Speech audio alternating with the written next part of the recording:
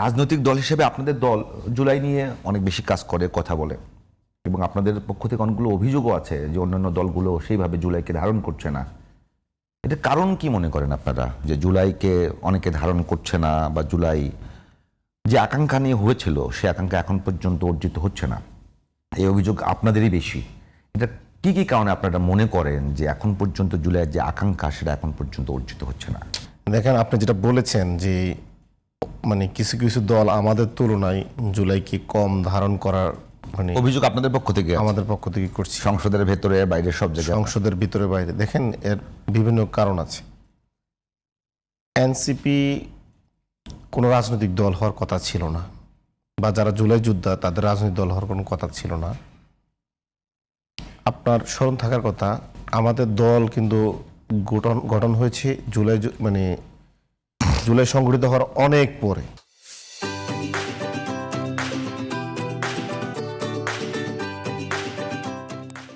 আমরা যখন বৈষম্য বিরোধী ছাত্র আন্দোলনের ব্যানারে সকল দল মত সবাই আন্দোলন করি, তখন আমাদেরকে কিন্তু কমন কিছু আকাঙ্ক্ষা ছিল।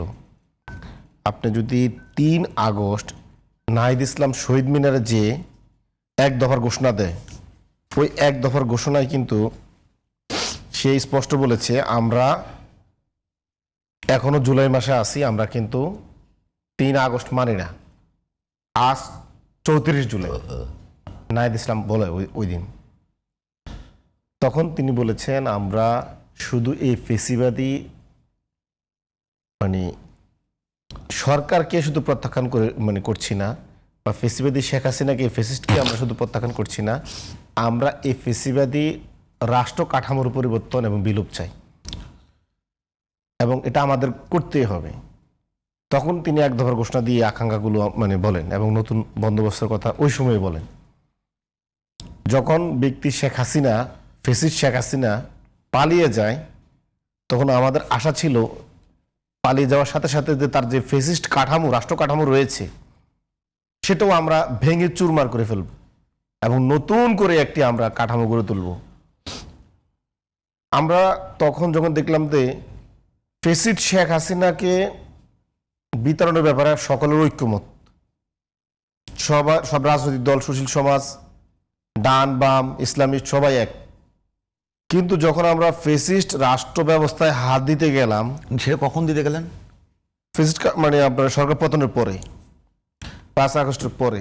না, আমার কাছে কি একটা বিষয়, তখন দেখলাম না আমাদের কিছু সহযোদ্ধা, যারা আমরা একই সাথে লড়াই করে জীবন দিচ্ছিলাম। না, আমরা একটু আলোচনার কাছে একটু বোঝার চেষ্টা করি যে আপনারা, ঠিক আছে, 5 আগস্টের আগেই আপনারা বলেছেন যে পুরো রাষ্ট্রীয় যে যন্ত্রের মধ্যে ফেসিবাদী কাঠামো আছে সেগুলোকে ভাঙতে হবে, ভালো টার্গেট।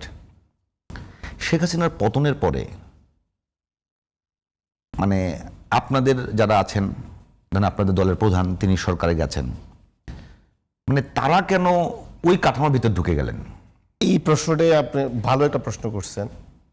দেখেন, যখন শেখ হাসিনা পালিয়ে যায়, তখন ফেসিবাদী কাঠামোর কিছু অবশিষ্ট অংশ তারা আমাদের বিদ্যমান পলিটিক্যাল পার্টিগুলোকে, পুরাতন পলিটিক্যাল পার্টিগুলোকে বিভ্রান্ত করতে সক্ষম হয়। আমি বিভ্রান্তই বলবো, কারণ তারা 17 বছর এত পরিমাণে নির্যাতিত নিপীড়িত ছিলেন যে তারা আসলে ইনস্ট্যান্ট ওই সিদ্ধান্ত গ্রহণটা করতে পারেন নাই। তাদেরকে ক্যান্টনমেন্টে গিয়ে নিয়ে যাওয়া হয়, ওই জায়গায় গিয়ে তাদেরকে প্রতারিত করা হয়, তাদেরকে যুবলীগ নেতা চুপ্পুর কাছে নিয়ে যাওয়া হয়, ওই জায়গায় গিয়ে দ্বিতীয়বার প্রতারিত করা হয়।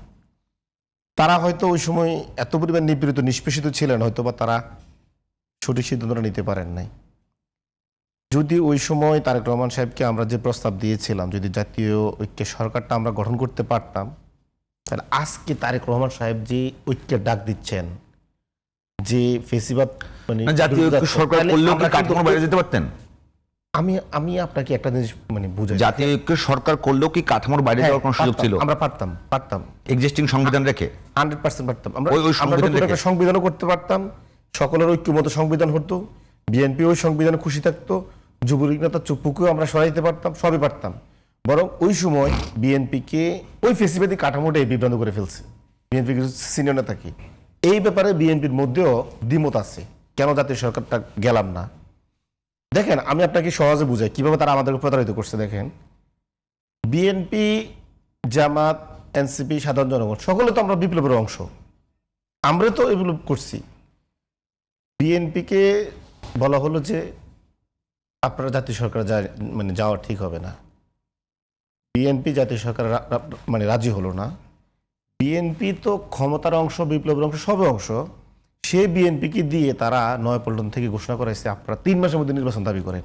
আমার প্রশ্ন হচ্ছে, বিএনপি নির্বাচনের দাবি করবে কেন? সে তো বিপ্লবের অংশ, সে তো নির্বাচনের আয়োজন করবে, সে তো নির্বাচনের আয়োজক হবে। কারণ সে তো কারো কাছে দাবি করে না, সে তো এখানে অন্য কেউ না। সে ওই দাবিটা কার কাছে করলো? এই যাও যদি ফেসিবাদী কাঠামোর কাছে দাবি করলো। ঢুকে গেলেন যখন আপনি কাঠামোতে, আপনি কাঠামোতে তো ঢুকে গেছেন, আপনাকে তো প্রতারিত করছে। আমার তো কথা, একটা গভর্নমেন্ট ফর্ম করছে। আমি সেটাই বলছি। দেখেন, আপনি যদি আমরা 106-এর এই সংবিধানে না ঢুকতাম এবং অ্যাটর্নি জেনারেলটা নিয়োগ ওই সময় আমরা না দিতাম, বিএনপির নেতৃত্বে, এখন তো বিএনপির নেতৃত্বে গভর্নমেন্ট ফর্ম হচ্ছে না। আমরা অপোজিশন দলমত নির্বিশেষে সকলকে বিএনপির যৌক্তিক সকল বিষয় তো আমরা মানে ঐক্যমত পোষণ করছি। তো ওই সময় যদি ধরেন সাধারণত বিএনপি রয়্যালিটি তো ওই সরকারে বেশি থাকতো। যদি ওই সময় একটা জাতীয় সরকার হতো, আপনি কি মনে করেন না বিএনপি মানে সবচেয়ে বেশি লাভবান হতো, বিএনপি দ্বারা বেশি সংস্কার সম্ভব হতো? না, আমার মনে এবং করার নির্বাচনটাও যদি হতো, মনে করার উপর দিয়ে কিছু না। আমি একটু না, আপনি মনে করেন ওই 3টা মাসের মধ্যে কিন্তু আমরা ওই সময় জাতীয় সরকার করে কিন্তু আমরা একটা ইলেকশন দিকে যেতে আমরা পারতাম। একটু এই যে আজকে 2 বছর সময়টা আমরা কিল করলাম, এখনো আসে আমরা একই কথা বলতেছি, জাতীয় ঐক্য দরকার।